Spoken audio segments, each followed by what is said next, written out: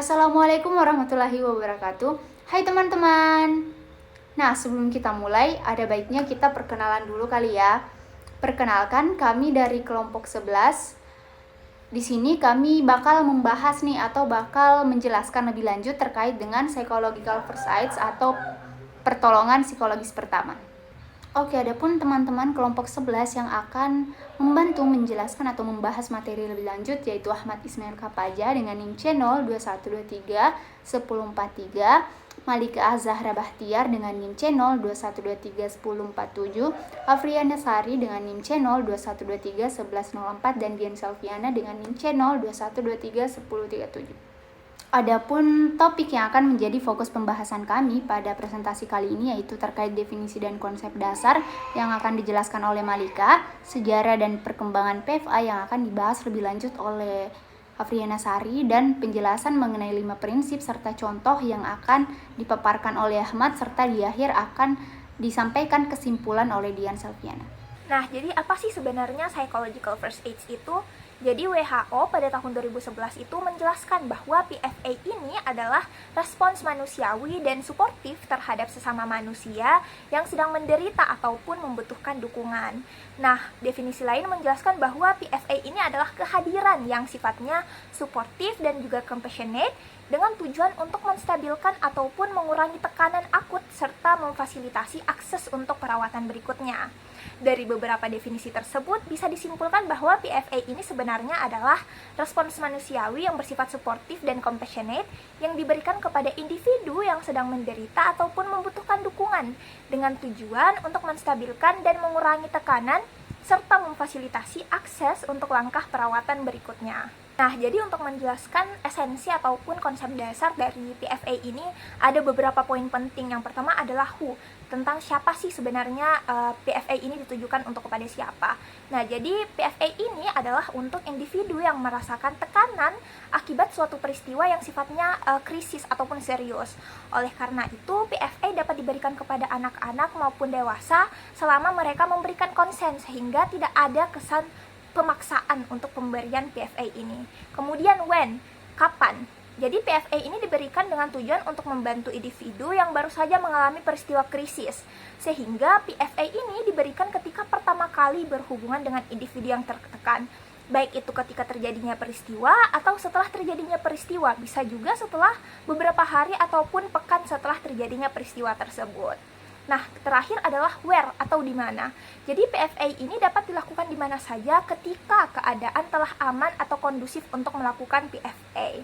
Kendati demikian, seyogyanya PFA ini dapat dilakukan di tempat yang tertutup yang gunanya adalah untuk menjaga kerahasiaan maupun untuk menghormati martabat dari individu yang kemudian diberikan ataupun menerima PFA ini. Selanjutnya yaitu materi terkait sejarah dan perkembangan psikologi first aid atau pertolongan pertama psikologis, di mana lahir dari gabungan dua konsep utama yaitu intervensi krisis psikologis dan pertolongan pertama fisik. Awal mulanya yaitu intervensi krisis psikologis dalam Perang Dunia Pertama, di mana banyak tentara mengalami shell shock atau gangguan psikologis akibat paparan perang. Pendekatan psikoterapi tradisional terbukti tidak efektif untuk memulihkan tentara. Dari sini lahirlah prinsip PIE atau proximity sebagai kedekatan, di mana layanan harus diberikan sedekat mungkin dengan lokasi krisis. Lalu imediasi yaitu kesegeraan, di mana intervensi dilakukan segera setelah gejala krisis muncul.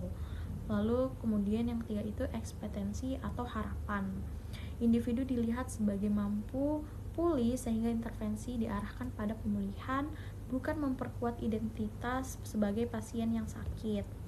Prinsip PIE ini terbukti efektif menurunkan angka korban trauma jangka panjang di kalangan tentara, sekaligus membedakan PFA dari psikoterapi biasa. Selanjutnya yaitu tragedi Coconut Grove dan kombinasi dari Lindemann pada tahun 1942 hingga 1944, di mana Eric Lindemann meneliti proses berduka pada korban dan keluarga, lalu memperkenalkan konsep grief walk atau pekerja berduka, di mana proses ini aktif melepaskan keterikatan emosional dengan orang yang meninggal. Penelitiannya juga memberikan wawasan baru tentang bagaimana manusia menghadapi krisis besar dan menjadi salah satu dasar lahirnya kesehatan mental bencana.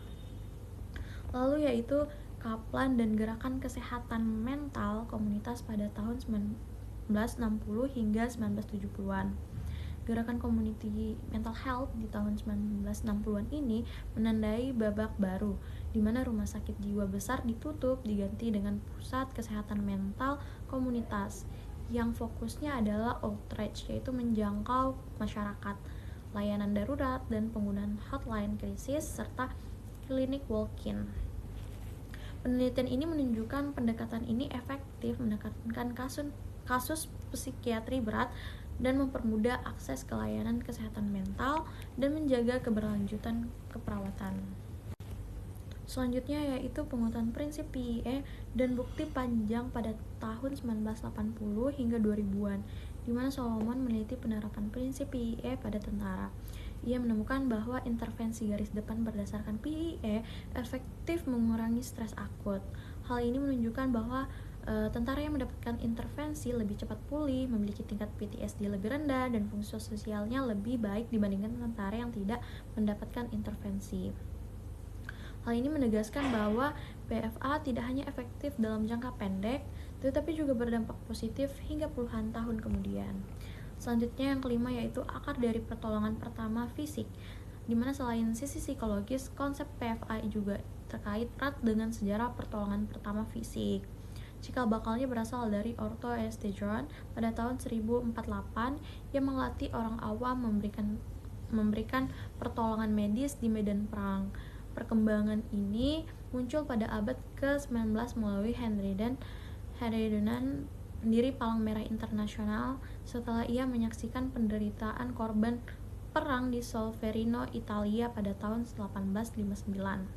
Dari sini istilah first aid lahir yang kemudian berkembang melalui layanan ambulans seperti Estejon ambulan dari Inggris yang meluas ke pekerja sipil dan masyarakat umum.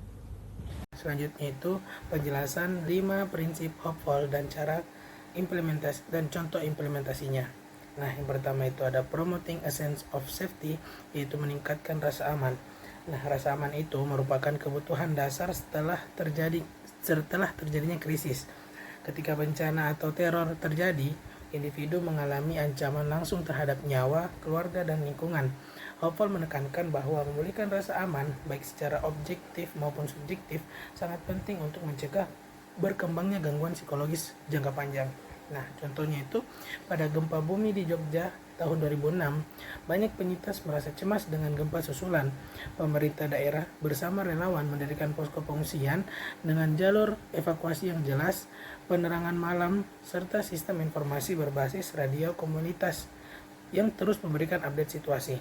Hal ini membuat warga merasa lebih aman karena tahu apa yang terjadi dan kemana harus pergi jika ada guncangan susulan. Terus yang kedua itu ada promoting calming, yaitu mendorong ketenangan. Setelah krisis, reaksi emosional seperti panik, cemas, atau bahkan mati rasa psikologis sering muncul. Jika berkelanjutan, kondisi ini akan dapat mengganggu tidur, konsentrasi, dan aktivitas harian. Oleh karena itu, intervensi harus membantu penyintas mencapai ketenangan dan menghindari praktik yang justru meningkatkan stres, seperti psychological debrief yang dilakukan secara terburu-buru. Nah, contohnya itu setelah tsunami Aceh tahun 2004, banyak penyintas mengalami kepanikan dan kesulitan tidur. Di beberapa lokasi pengungsian, relawan mengadakan sesi sederhana seperti relaksasi pernapasan, doa bersama, dan aktivitas bermain untuk anak-anak. Aktivitas ini terbukti menurunkan ketegangan psikologis dan membantu penyintas merasa lebih tenang menghadapi hari-hari berikutnya. Lalu yang ketiga itu ada promoting a sense of self and collective efficacy, yaitu meningkatkan efikasi diri dan kolektif. Krisis seringkali melemahkan keyakinan individu akan kemampuan mengatasi masalahnya. Efikasi diri berarti kepercayaan bahwa individu mampu mengendalikan situasi, sementara efikasi secara kolektif adalah keyakinan bahwa komunitas dapat pulih secara bersama. Hopeful menekankan bahwa intervensi perlu memberikan peluang nyata bagi individu maupun kelompok untuk berperan aktif. Nah, contohnya itu pada bencana erupsi Gunung Merapi 2010, sebagian penyintas dilibatkan dalam proses distribusi logistik dan perencanaan relokasi. Dengan diberi peran aktif, mereka merasa tetap berguna bagi komunitasnya. Selain itu, kegiatan gotong royong dalam membangun hunian sementara memperkuat keyakinan bahwa mereka mampu bangkit secara bersama-sama. Nah, yang keempat itu ada promoting connectedness, yaitu meningkatkan keterhubungan sosial. Dukungan sosial merupakan salah satu faktor protektif terpenting dalam pemulihan psikologis. Keterhubungan dengan keluarga, teman, dan komunitas dapat memberikan rasa kebersamaan, memfasilitasi berbagai informasi, serta menjadi wadah dukungan emosional. Nah, contohnya itu pada bencana tsunami Aceh tahun 2004, ribuan anak kehilangan orang tua mereka. Salah satu bentuk intervensi yang dilakukan adalah pembentukan kelompok dukungan sebaya dan penempatan anak pada keluarga asuh sementara. Dengan cara ini, anak-anak tidak merasa sendirian dan tetap mendapatkan dukungan emosional dari orang lain. Yang kelima itu ada promoting hope, yaitu menumbuhkan harapan. Nah, harapan merupakan salah satu pilar penting dalam proses pemulihan. Kehilangan dan kehancuran seringkali membuat penyintas merasa masa depannya suram. Hopeful menekankan bahwa harapan perlu dibangun secara realistis, bukan sekadar omong kosong, melainkan keyakinan bahwa pemulihan mungkin saja terjadi. Contohnya, setelah gempa dan tsunami Palu tahun 2018, banyak sekolah hancur, sehingga anak-anak kehilangan tempat belajar. Beberapa organisasi kemanusiaan mendirikan sekolah darurat dengan tenda belajar lengkap dengan guru relawan dan kegiatan rekreasional. Kehadiran sekolah darurat tersebut memberi sinyal bahwa masa depan anak-anak tetap ada, sehingga menumbuhkan harapan pada orang tua dan masyarakat bahwa kehidupan bisa dibangun kembali. Oke, jadi dari pembahasan kita tadi, kita bisa melihat bahwasanya psychological first aid atau PFA ini bukan sekadar metode, tetapi sebuah respons manusiawi di mana PFA hadir dengan empati, dukungan, dan belas kasih untuk menstabilkan kondisi psikologi seseorang, sekaligus membuka jalan menuju pemulihan. Nah, konsep PFA di sini sebenarnya sederhana, yaitu bisa diberikan kepada siapa saja yang terdampak krisis, dilakukan segera setelah peristiwa, dan diberikan di tempat yang aman serta tetap menjaga martabat individu. Nah, kesederhanaan inilah yang membuat PFA kemudian fleksibel dan bisa diterapkan di berbagai situasi bencana maupun keadaan darurat.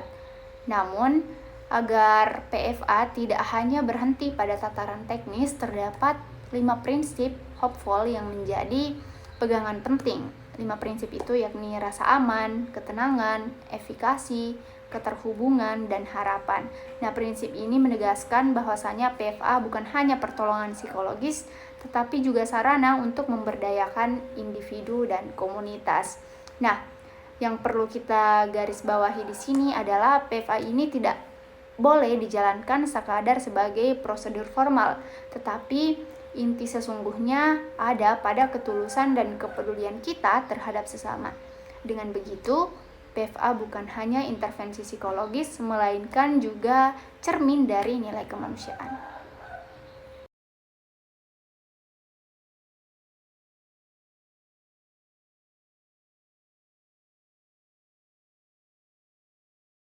Oke, tibalah kita pada penghujung presentasi. Harapannya teman-teman dapat memperoleh insight dan kebermanfaatan dari presentasi kali ini.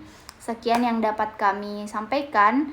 Kami dari kelompok 11 mohon maaf apabila ada kehilafan kata.